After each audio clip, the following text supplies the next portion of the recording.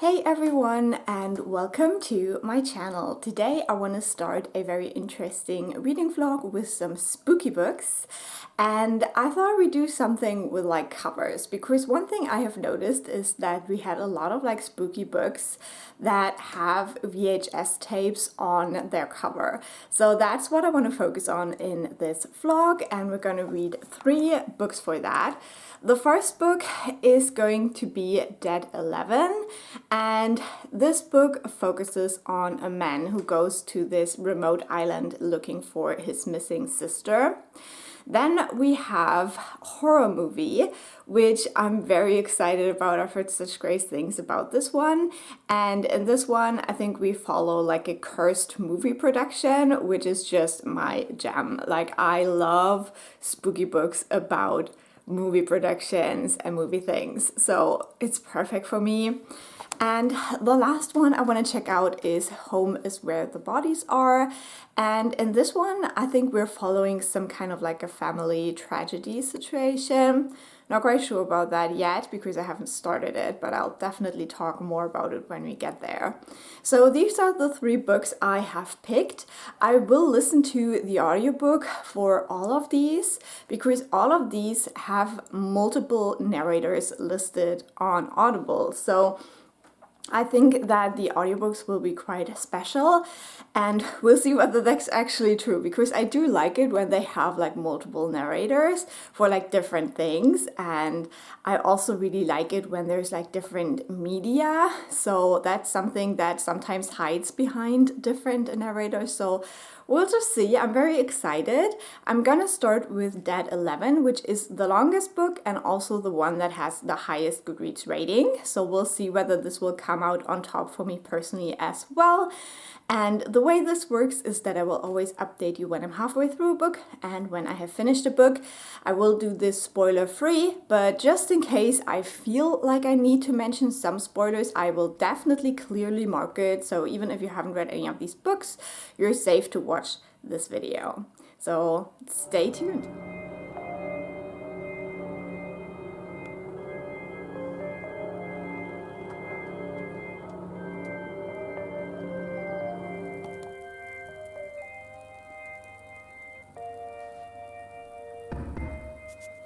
So I'm currently halfway through Dead 11, and I'm really enjoying this book so far. It has a really great atmosphere because we are following this man who's going to this very remote and mysterious island that we don't really find out a lot of information about, and he's looking for his sister. And we do get kind of like multimedia stuff. So we do get his chapters, we do get chapters from the sister's point of view, we do get interviews, we do get some other points of view, and yeah, it's just all like very interesting. We also see some letters that the sister wrote while she was on the island, and the book starts out with him telling us basically that his sister is dead. So we expect the worst with this kind of horror novel. Now, I do love a horror story that is set on a remote island. I don't know what it is, but these usually work really well for me because you have this claustrophobic feeling of this isolated place that not a lot of newcomers come to. And we follow that both with the sister and our main character as they arrive on the island, both looking for answers. Now, the sister is there because her son has died in a tragic car accident, so there's definitely trigger warnings for loss of loved ones, especially loss of a child. And she found the name of the island written on the floor in her son's bedroom after his death. So she thinks that maybe this is kind of like a message, and she really wants to find out why this like random ass island name was written on the floorboards in her dead son's room. So that's why she's there. And while we are there, we get this like really odd feeling because we're also following one of the kids who grew up on the island, Lily. And with Lily, we have a skeptic. She doesn't really believe in the things that the adults are telling her on the island. And that's basically that there is something evil that at first we don't really know what it is, and we're starting to figure it out as we get into this first half. And to kind of keep that evil at bay, the island has to do like to adhere to very strict rules, and then also do these almost like rituals. So there is like no like new technology allowed on the island, no cell phones. You can't really use your cell phone because there isn't much of a connection there at all. And so it all feels very much like they're stuck in like the 80s or 90s because they just pretend that they are. And while we're reading this in this first half, you have this perpetual question of, is this real or is this just a very weird cult that we're seeing right now? This does get explained a little bit more towards the halfway point, so we do have more firm answers of what's going on now by the halfway point, but obviously I don't want to spoil that if you want to go into the book. But I think it is very interesting to read this kind of scenario where you're not sure if these people are just crazy or if they are really trying to save the world from something. This could be like a weird cult, or it could really be people who are sacrificing themselves and their families for the bigger picture, basically.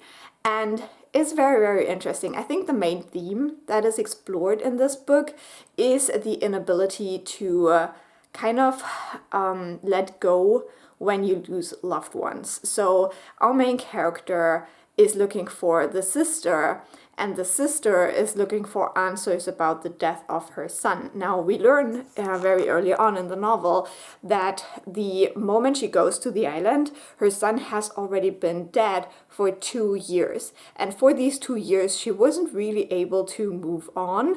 And that's also why this scribbled name on the floorboards takes on such a big importance for her. So far I'm really liking it. My battery's flashing, so I'm gonna leave it off here, and I'm very excited to tell you how it goes with the second half of this book.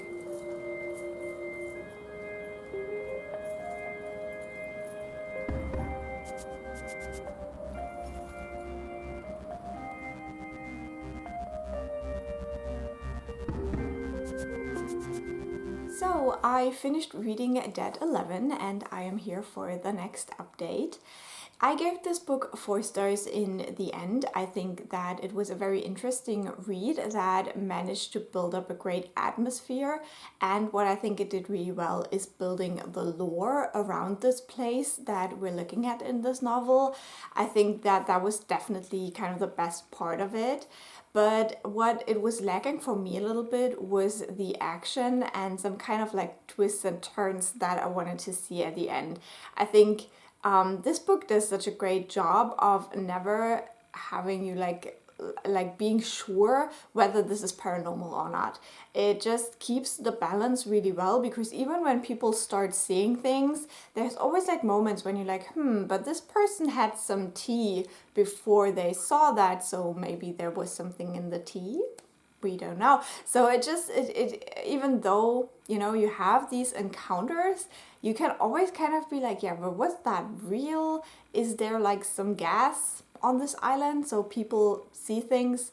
You know, it just keeps that balance really well. But I felt like it just didn't go there in the end. It didn't take advantage of the way this was set up. So that was a little bit sad for me. And I think it was just lacking the like really creepy moments, especially when you already have an explanation for what's going on. I think that the actual manifestations of that are just not as creepy anymore for me personally. And so I felt like we got this amazing lore, but then we already knew what was going on, and we're just kind of like watching it and being like, okay. So yeah, it was a 4-star. It's a good read. I think if you don't like super scary things, this might be interesting to you if you want to try horror. But I just wanted some more from it. I just wanted more creepy, to be honest. So that's that. One thing I also wanted to mention is that there's a content warning for ableist language. There's one character who says ableist things at least 2 or 3 times within the book. So be aware of that if you want to go into the book and read it. I think the like mentions were quite short, and it's only like this one character, so I don't think it is like a major issue. I don't think that this is like done on purpose. I think it's just because of the way this character feels. It's something that they would say. So be warned. And yeah, this was my experience with the book. I definitely had a good time listening to it, but yeah, for the people who are really looking for the scare, I think this might not be enough. So the next book we're going to discuss is going to be Home is Where the Bodies Are. I have started it, but just like barely. So I'll give you more updates on that when I'm halfway through. This one is a little bit of a different tone because it's more of a thriller mixed with family drama. So not so much on the horror side, but I hope that it will still be very captivating. We'll see about that, but I'll let you know how it goes when I'm halfway through.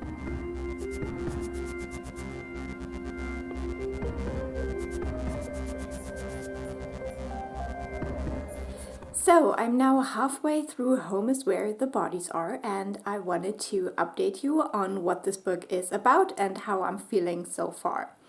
In this book, we are following 3 siblings. We have Nicole, Beth, and the brother, Michael. And these 3 siblings have been estranged. They don't have any contact with each other, but they have to come back to their childhood home because their mother passes away from cancer. So first of all, content warning for parental death.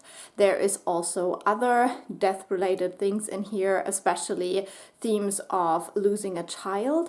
And then also a big content warning for drug use and drug addiction, because the youngest sibling, Nicole, is addicted to drugs after she had a car accident and got addicted to the pain meds. So she's struggling with that.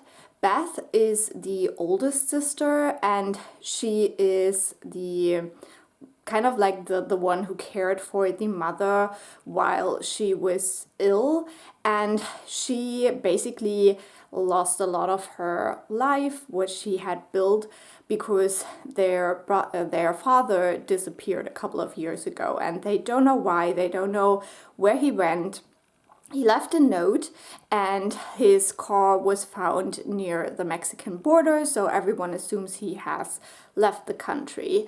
And then we have Michael. Michael is the youngest sibling, and he is the successful one. He left the town, he lives in California, and he has a tech career, he has money, but he doesn't seem like very happy with it, but he still feels kind of superior because he managed to leave this place. And so we have these 3 people coming back together for this like very tragic event in their family. And when they go through the things of their mother to kind of clean it out and see if there's like anything of value that they inherited, they find a videotape of a like family event, and they watch it for like old time's sakes. But when the video ends, there is another little clip at the end there where they see something very horrible that their parents seem to be involved in. And so now they have this like issue, like, do they investigate this? Do they tell the police about this tape? What do they do with this information that is connected to a missing child case that is like decades old? So this is the basic setup of this thriller, and we just see them grapple with their own issues, with their kind of like family issues, especially with the drug use. And then also just this question of what are they going to do now. What I really enjoy about this book is that we get perspectives from all of these siblings. Beth is like the main character. We get the most chapters from her point of view, but we do get chapters from Nicole and Michael as well, which makes this quite well-rounded, and it like really explores how all of these siblings have like their own issues and their own struggles and their own perspective, so that you can really see why their family dynamic is so complicated, especially in the way they dealt with their father's disappearance. And what I also really enjoy, even though I'm not quite sure where it's going yet, is that we do get very few chapters that are kind of like the diary entries from the mother, I guess. And so we do get a little bit of her like perspective on previous events as well. So we'll see where that goes. It's definitely intriguing. I wouldn't say that this is a thriller that like keeps you on the edge of your seat, but it is very interesting, and as I am a character-driven reader, I just really enjoy this exploration of family we get in this book. So I'm having a really good time listening to this. Again, really mind the content warnings though, especially with the drug use. There is some like really descriptive moments where Nicole talks about her cravings and stuff. And yeah, just also if you've ever lived with someone or had a loved one who is addicted to drugs, I think this can be very triggering, because you just see how hard it is on everyone in this book. So yeah, I'm intrigued to see where this goes, what the like final solution will be in the end of this book. And I just really enjoy this like look at these siblings who are all adults now, but they're still kind of stuck in their conflicts they had for a lot of their lives.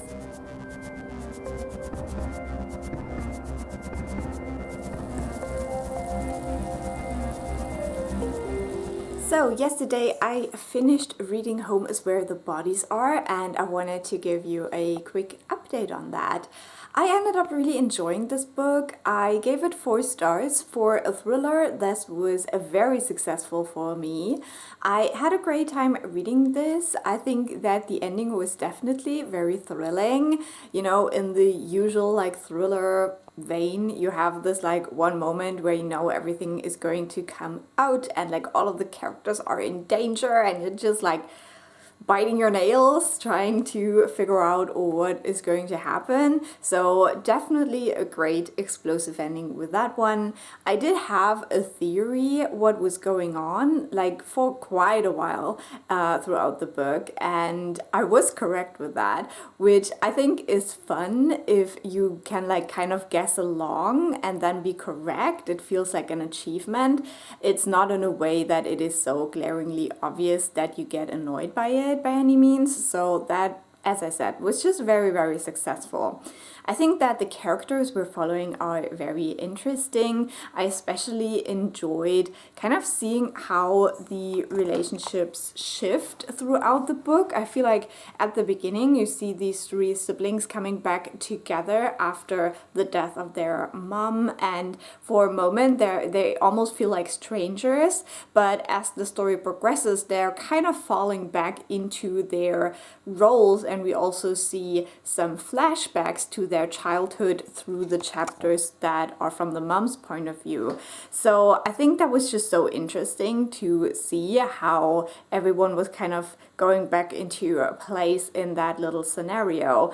So the basic idea of this story, if you take out a little bit of the thriller elements, is the exploration of how women's lives are destroyed by decisions by men, which is something that I like the exploration of that because it happens way too often. I think that the book could have gone into that a little bit more at the end. I feel like the ending was a little bit too perfect. Like the happy ending for the characters that get a happy ending are a little bit too happy for me personally, and I think I would have liked it if we had a little bit more of a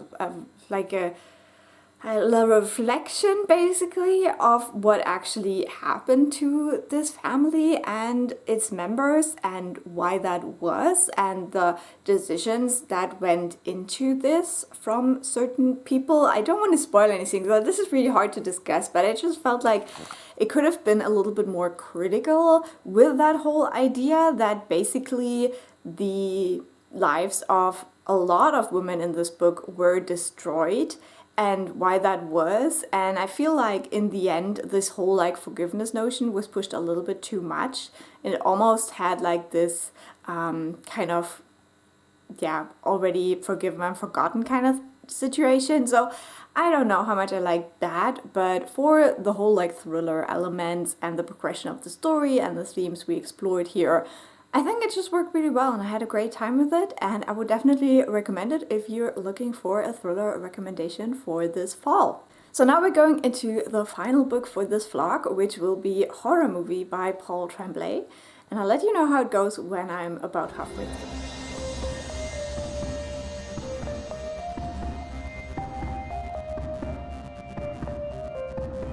Hey everyone, we are almost done with this vlog. I am now halfway through Horror Movie, but unfortunately I did not manage to finish that before getting sick. I was kind of expecting it because usually when we are starting out the semester here and students come back, it's just a very hectic time where you're in like stuffy rooms with a lot of people, so I'm not surprised. I'm still annoyed, and I thought before I lose my voice, I'm gonna do the little update now. So with Horror Movie, we are mainly following a now older man who, when he was younger, participated in the making of a movie that never actually managed to come out. And we can kind of feel that there was something very horrible that happened while filming that movie to at least one of the people involved.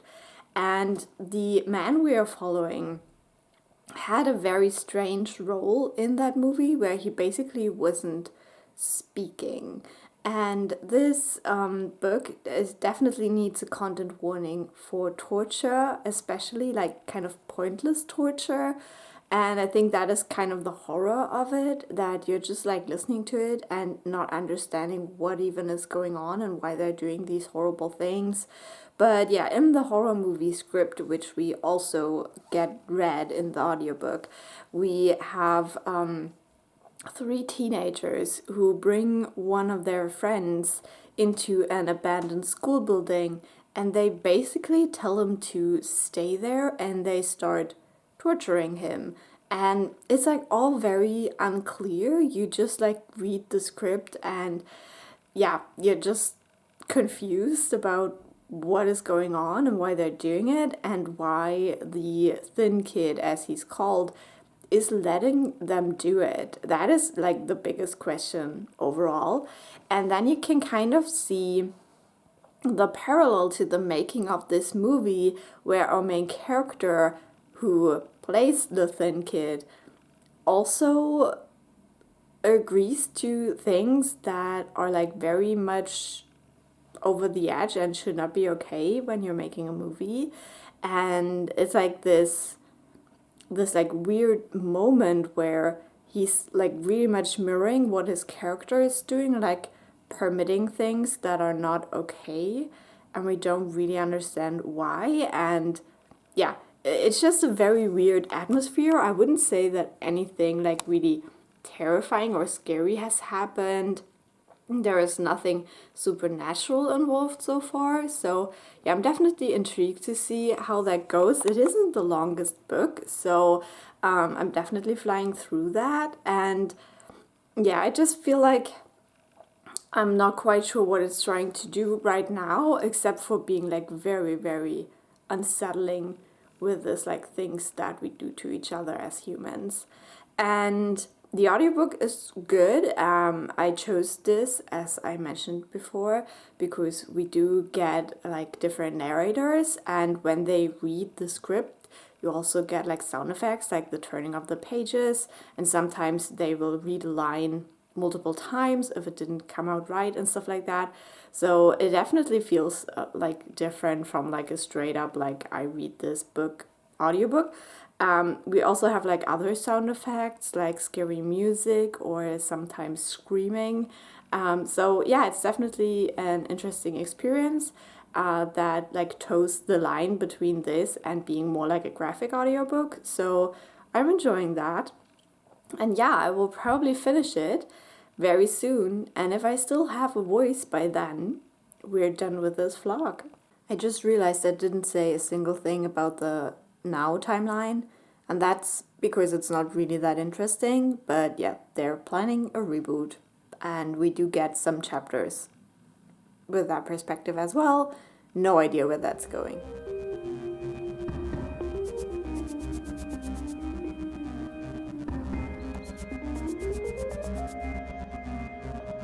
So everyone, guess who caught COVID? It's me. I did. I am currently on sick leave. I am starting to feel much better. It took a couple of days. Like the last few days were very, very rough. I'm starting to feel better, and yesterday I finally finished reading Horror Movie, and so I want to finish off this vlog. Now, I don't really remember what I said in the last update because COVID always really affects my brain for some reason. I get like terrible headaches and I forget everything. But yeah, this book really didn't do much for me. I decided to give it 3 stars in the end. I think that the whole like premise of that movie we're discussing in the book is just really stupid. I don't know, it's just so, it's like this pretentious teenage idea of we're revolutionizing the horror genre, but it's like the people who do it are like in their mid-20s, and I'm like, shouldn't you have grown out of that a little bit by now? I don't know. And then also, I don't get it. Like, I think I said that before. This book is not scary at all. It's just disturbing in a way because you really don't understand the motivations that are going on.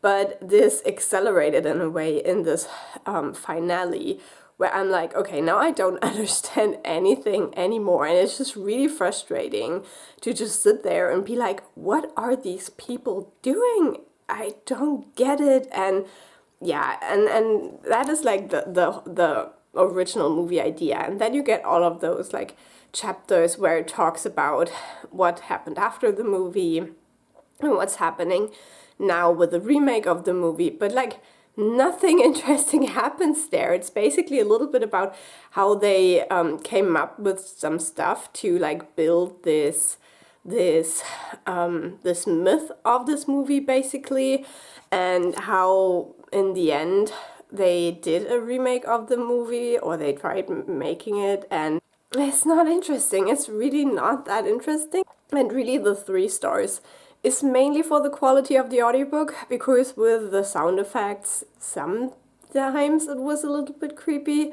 But if we didn't have like the sound effects and all of that, I wouldn't have felt anything at all. So that was quite the disappointment. I went into this a little bit hesitant. I haven't read any Paul Tremblay before, but I have watched the movie for that like cabin at the end of the whatever that is called, like, and the movie was terrible as well. And I know that the movie is quite different from the book, but I do have a very strong suspicion that if I read the book I wouldn't like it either. So yeah, I don't think this is an author for me, and I don't think he does the kind of things that I find scary usually.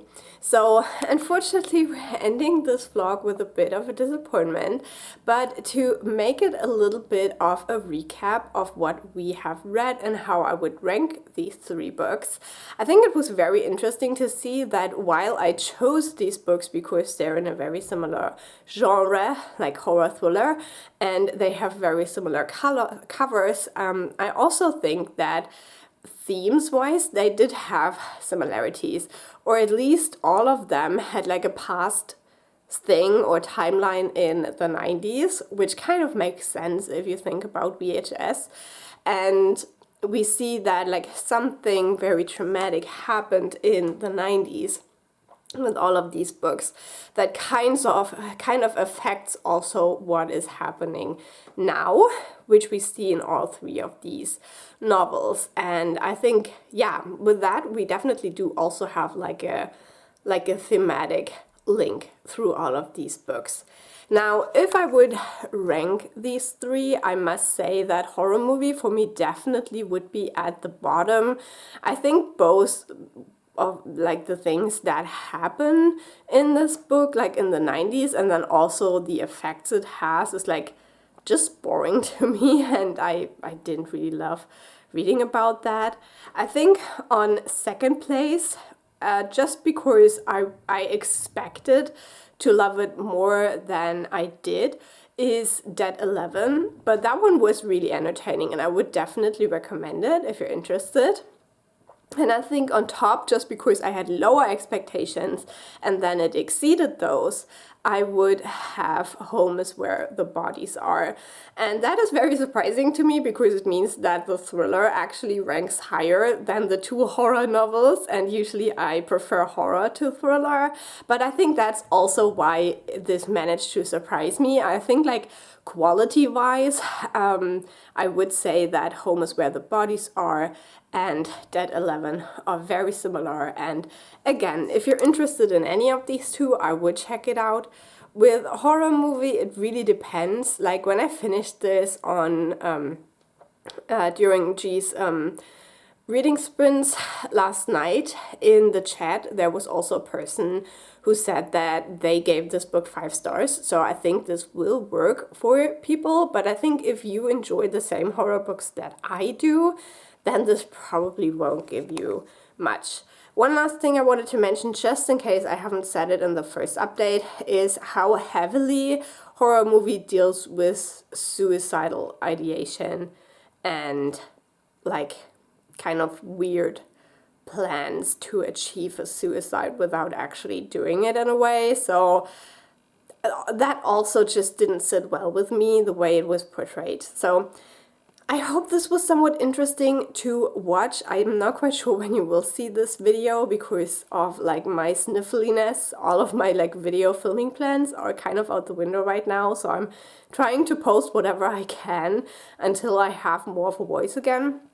Even though right now this is going much better than I thought. For some reason, and I don't want to jinx it, but so far I haven't really gotten a cough, which is amazing, and I really wanted to stay that way. So I will shut up now, and please leave a like or a nice comment if you have anything nice to say. I would love to hear it. I can really use it right now, and I will talk to you soon. Bye!